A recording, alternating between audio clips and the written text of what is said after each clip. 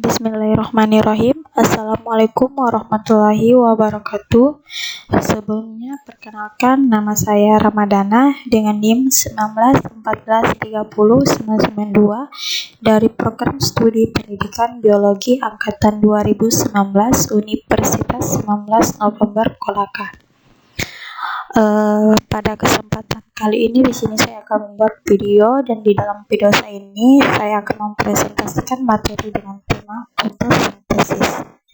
Adapun tujuan dari pembuatan video saya kali ini yakni untuk memenuhi tugas saya pada mata kuliah media dan sumber pembelajaran biologi dengan subpokok materi audio visual.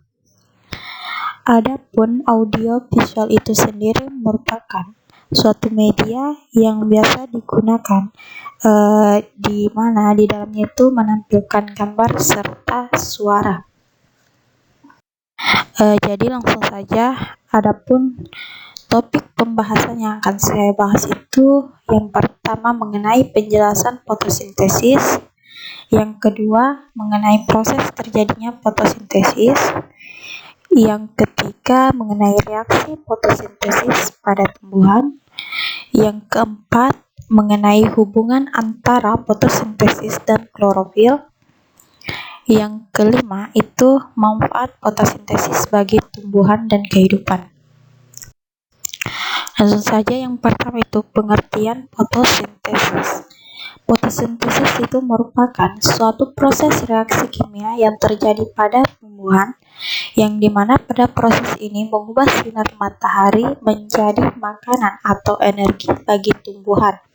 Pemanfaatan energi cahaya matahari oleh tumbuhan hijau yang dimana yaitu untuk mengubah air dan karbon dioksida menjadi karbohidrat. Pada proses fotosintesis ini, suatu proses pembentukan karbohidrat dari bahan anorganik yang dilakukan oleh tumbuhan, terutama pada tumbuhan yang mengandung zat hijau, yaitu pada proses fotosintesis itu sendiri ada 3 fungsi utama dari klorofil, yaitu memanfaatkan energi matahari. Yang kedua, dapat memicu adanya fiksasi karbon dioksida menjadi karbohidrat. Dan yang ketiga itu menyediakan dasar energetik untuk ekosistem secara keseluruhan. Selanjutnya itu dalam sel fotosintesis pada tanaman, klorofil berada dalam kloroplas kecil berbentuk bulat, badan protoplasma padat yang berisi granat atau disk, yang dimana molekul klorofil berada. Sebagian besar klorofil menyerap cahaya pada bagian merah dan biru violet dari spektrum cahaya, sedangkan bagian hijau tidak diserap dan tercermin, lalu memberikan klorofil warna yang. Selanjutnya masuk ke topik pembahasan yang kedua, itu mengenai proses terjadinya fotosintesis. Proses fotosintesis ini berawal dari karbon dioksida atau CO2 yang diambil oleh mulut daun pada malam hari, kemudian air diambil dari dalam tanah menggunakan akar tanaman. Air yang dalam tanah dibawa oleh suatu sistem transportasi pada tumbuhan melalui xilem dan floem. Pada proses fotosintesis ini terjadi ketika di mana tumbuhan dapat memproduksi makanannya itu sendiri. Proses fotosintesis juga melibatkan cahaya matahari, yang dimana fotosintesis ini juga dapat disebut sebagai proses reaksi kimia yang terjadi pada tumbuhan berklorofil hijau dengan cahaya matahari.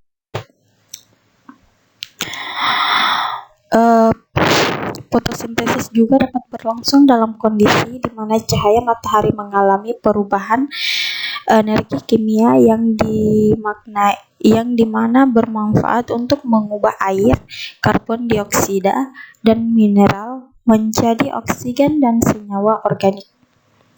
Adapun tempat proses fotosintesis ini berlangsung yakni di daun, tepatnya di sel tumbuhan yang bernama kloroplas.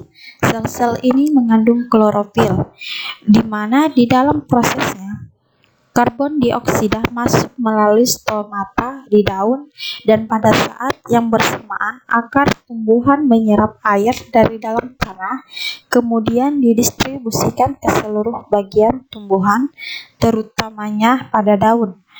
Di daun itu sendiri, karbon dioksida dan air berproses dengan sinar matahari sehingga menghasilkan glukosa, oksigen, dan air. Proses panjang inilah yang biasa disebut dengan proses fotosintesis. Ada beberapa faktor utama yang dapat menentukan laju fotosintesis, yang diantaranya itu ada intensitas cahaya, konsentrasi karbon dioksida, suhu, kadar air, kadar fotosintat atau hasil fotosintesis, dan tahap pertumbuhan. Selanjutnya itu masuk ke topik pembahasan yang ketiga, ada reaksi fotosintesis pada tumbuhan. Fotosintesis pada tumbuhan ini terjadi dengan dua reaksi, yakni reaksi terang dan reaksi gelap atau biasa juga disebut dengan siklus Kelvin. Reaksi terang merupakan fotosintesis yang terjadi pada membran thylakoid kloroplast. Reaksi terang juga merupakan reaksi yang telah lama kita kenal, yaitu di mana proses pembuatan karbohidrat dari air, karbon dioksida, dan tentunya cahaya. Selanjutnya itu reaksi gelap atau siklus Kelvin. Reaksi gelap atau siklus Kelvin adalah serangkaian reaksi yang terdapat pada tumbuhan di mana tanpa memerlukan bantuan cahaya. Reaksi ini dinamakan dengan reaksi gelap, tapi bukan berarti pada prosesnya terjadi dalam kegelapan. Istilah reaksi gelap sendiri diambil karena merupakan istilah yang sering dipakai ketika reaksi tersebut tidak menggunakan energi dari cahaya. Tempat terjadinya reaksi gelap atau siklus Kelvin ini yaitu terjadi di stomata yang letaknya ada di dalam kloroplas. Siklus ini dapat bekerja dengan mengubah karbon dioksida menjadi gula 3 karbon, yang dimana ketika proses pembuatan gula 3 karbon, siklus tersebut memerlukan NADPH2 serta memerlukan banyak energi dalam bentuk ATP agar bisa menambah elektron ketika ingin mengurangi daya. Kemudian, gula akan diubah menjadi nukleotida, asam amino, serta pati atau gula yang lebih lengkap atau kompleks. Adapun fungsi dari reaksi gelap atau siklus Kelvin itu sederhana begini. Siklus Kelvin itu berfungsi untuk membuat gula karbon, yang kemudian gula karbon tersebut akan digunakan untuk memerlukan gula lainnya seperti pati glukosa dan juga selulosa yang selanjutnya akan dimanfaatkan oleh tanaman untuk bahan bangunan struktural. Siklus Kelvin akan langsung mengambil molekul karbon dari udara dan juga langsung mengubahnya menjadi materi tanaman. Selanjutnya ada tahapan dari siklus Kelvin. Tahapan-tahapan siklus Kelvin ini terbagi menjadi beberapa bagian, diantaranya yang pertama itu ada pikrasi karbon, yang dimana pada tahapan pertama ini itu dimulai dari pikrasi karbon dioksida atau CO2 ini akan diikat oleh RuBP atau gula 5 karbon. RuBP atau ribulosa bifosfat bekerja dengan bantuan enzim ribisco, yang dimana itu akan menghasilkan 6 molekul karbon yang tidak standar. Yang kedua itu ada reduksi. Pada tahapan ini itu akan berlangsung proses pengubahan 3 fosfogliserat menjadi gliseraldehida 3 fosfat, dan yang nantinya akan diperlukan pada ATP dan NADPH2, yang kemudian ada 6 PGA atau fosfogliserat yang mempunyai 3 atom karbon yang sebelumnya sudah terbentuk di fase 1. NADPH inilah yang nantinya akan mereduksi 6 molekul 1,3 pelepasan 1 fosfat yang akan menghasilkan PGAL, yaitu gliseraldehid 3-fosfat yang berjumlah 6. Yang ketiga itu ada regenerasi. Pada tahapan ini berasal dari 6 molekul 3-VGAL yang telah didapatkan dari fase reduksi. Setelah itu akan diambil 5 molekul untuk digunakan dalam regenerasinya 1,5 RuBP atau bifosfat yang akan membentuk 3 molekul RuBP yang didapatkan melalui fosfat dari ATP. Untuk difiksasi karbon dioksida selama 1 molekul yang digunakan sebagai bahan baku dalam pembuatan glukosa. Selanjutnya itu ada hasil dari siklus Calvin. Setiap putaran yang terjadi pada siklus ini akan memperbaiki 1 molekul karbon, yang dimana molekul karbon ini digunakan sebagai pembuatan gula. Setidaknya ada 3 putaran siklus Calvin untuk bisa membuat 1 molekul dari gliseraldehida 3-fosfat. Setelah berlangsung 6 putaran, maka akan membentuk 2 molekul gliseraldehida 3-fosfat yang nantinya akan digabungkan dalam membentuk molekul glukosa. Terus ada peranan siklus Calvin. Untuk tanaman tingkat tinggi dan juga alga, itu terjadi mekanisme karboksilasi primer tunggal, yang dimana mekanisme tersebut kemudian akan menghasilkan sintesis senyawa karbon yaitu jalur pentosa fosfat.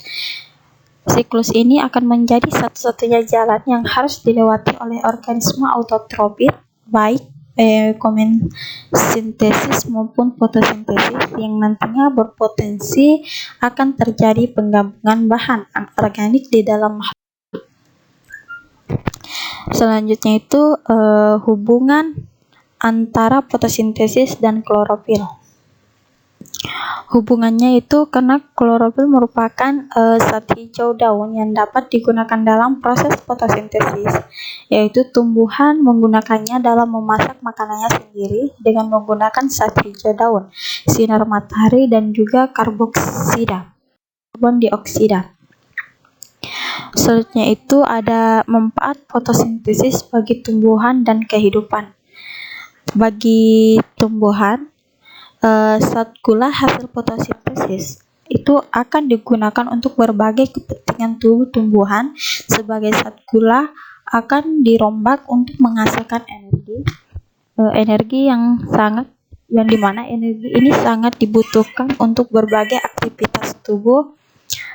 Sebagian akan digunakan untuk membangun atau membentuk tumbuhan tumbuh, berkembang, membentuk bunga, buah, biji, dan lain sebagainya. Dan sebagian akan dijadikan bahan baku untuk menyusun zat-zat penting lain yang akan dibutuhkan, misalnya protein, lemak, dan vitamin. Sebagian lain akan ditimbun dalam jaringan penimbun, misalnya dalam bentuk umbi, buah, dan biji.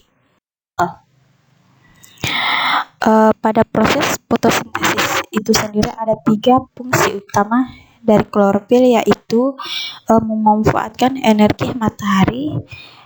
Yang kedua, dapat memicu adanya fiksasi karbon dioksida menjadi karbohidrat.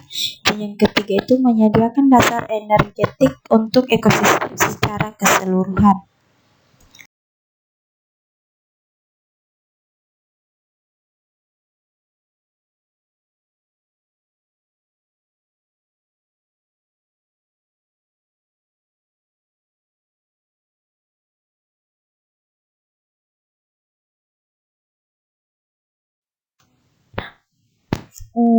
Mungkin hanya itu yang dapat saya sampaikan pada kesempatan kali ini. Lebih dan kurangnya mohon dimaafkan. Wabillahi taufiq wal hidayah. Assalamualaikum warahmatullahi wabarakatuh.